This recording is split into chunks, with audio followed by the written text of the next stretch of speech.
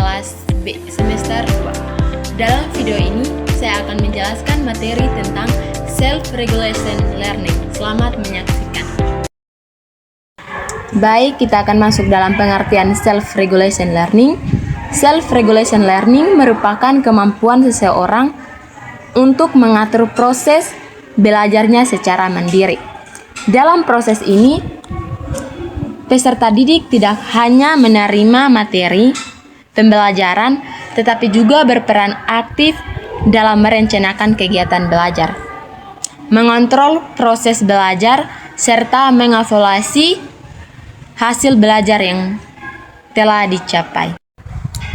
Karakteristik self-regulation learning. Peserta didik yang memiliki kemampuan self-regulation learning biasanya menunjukkan beberapa karakteristik. Dalam proses belajar, mereka memiliki kesadaran untuk belajar tanpa harus selalu diarahkan oleh guru atau dosen. Tahapan self-regulation learning. Ada 3 tahapan dalam self-regulation learning. Tahap yang pertama adalah tahap perencanaan. Pada tahap ini, peserta didik menetapkan tujuan belajar dan merencanakan strategi yang akan digunakan.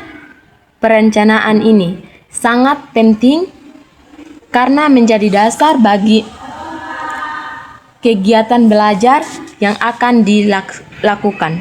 Tahap kedua adalah tahap pelaksanaan. Pada tahap ini, peserta didik mulai melaksanakan kegiatan belajar sesuai dengan rencana yang telah dibuat. Mereka berusaha menjaga konsentrasi, mengatur waktu, serta memantau pemahaman terhadap materi yang dipahami.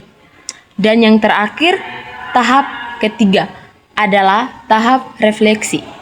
Pada tahap ini, peserta didik mengevaluasi hasil belajar yang telah diperoleh. Mereka memiliki apakah tujuan belajar yang telah ditetapkan dapat tercapai atau tidak. Faktor yang mempengaruhi self-regulation learning. Kemampuan regulasi diri dalam belajar dipengaruhi oleh berbagai faktor, baik yang berasal dari dalam diri individu maupun dari lingkungan sekitar. Salah satu faktor penting adalah motivasi belajar. Individu yang memiliki motivasi belajar tinggi biasanya lebih mampu mengatur kegiatan belajarnya dengan baik. Selain itu, kepercayaan diri juga memiliki pengaruh yang besar dalam regulasi diri.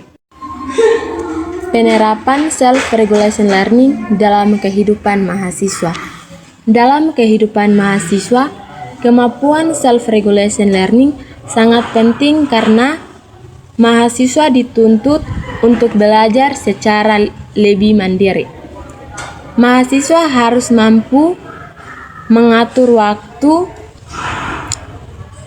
belajar menyelesaikan tugas, serta mempersiapkan diri menghadapi ujian. Penerapan self-regulation learning dapat terlihat ketika jadwal belajar secara teratur, menetapkan prioritas tugas, serta mempersiapkan diri sebelum mengikuti perkuliahan. Dengan adanya perencanaan yang baik, mahasiswa dapat mengelola waktu dengan lebih efektif. Kesimpulan, self-regulation learning merupakan kemampuan individu untuk mengatur proses belajar secara mandiri. Dalam proses ini, peserta didik berperan aktif dalam merencanakan kegiatan belajar, mengontrol proses belajar, serta mengevaluasi hasil belajar yang telah diperoleh. Peserta didik yang memiliki self-regulation learning biasanya memiliki motivasi belajar yang tinggi, mampu mengatur waktu, belajar serta memiliki kemampuan untuk mengevaluasi diri. Kemampuan ini sangat penting karena dapat membantu seseorang menjadi pembelajar yang bertanggung jawab terhadap proses belajarnya. Dalam kehidupan mahasiswa, self-regulation learning sangat diperlukan karena mahasiswa dituntut untuk mengelola kegiatan belajar secara lebih mandiri. Dengan adanya kemampuan regulasi diri dalam belajar, mahasiswa dapat meningkatkan kualitas belajar serta mencapai hasil belajar yang lebih baik.